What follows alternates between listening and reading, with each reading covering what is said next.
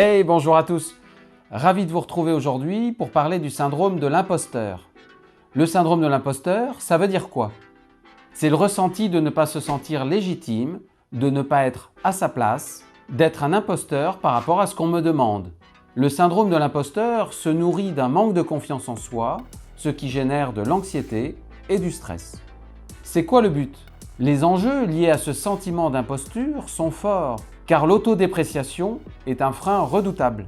L'imposteur estime avoir moins de chances de réussir, avec un doute obsédant, un malaise, une peur d'échouer, un sentiment d'illégitimité.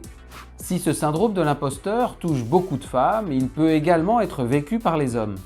Une des nuances sera qu'en cas de difficulté, les hommes rechercheront une cause externe, alors que la femme pensera que ça vient d'elle. Au cœur de ce syndrome d'imposture, on retrouve par conséquent ce manque de confiance en soi et le regard de l'autre. La personne dira ainsi « c'est de la chance, ce n'est pas pour moi, je ne mérite pas ce travail, est-ce que je devrais être là ?» Il y aura l'idée d'usurper une qualité et également la peur, un jour, de se faire démasquer. Pire encore, ce syndrome de l'imposteur va s'auto-alimenter et plus je vais réussir, plus je vais me dire qu'il faut que je fasse encore plus. Malgré un apaisement de façade, la peur au ventre est toujours là. Je vous propose 2 premiers petits pas. Le premier est de prendre conscience de vos croyances qui vous donnent parfois la sensation que les autres sont meilleurs. Soyez attentif au perfectionnisme, au niveau d'exigence que vous avez pour vous-même, au surtravail pouvant dériver jusqu'à votre épuisement physique et psychologique. Le second pas est de revenir à plus d'objectivité. Qu'avez-vous réussi? Non, ce n'est pas un petit diplôme que vous avez eu ou un petit projet que l'on vous confie.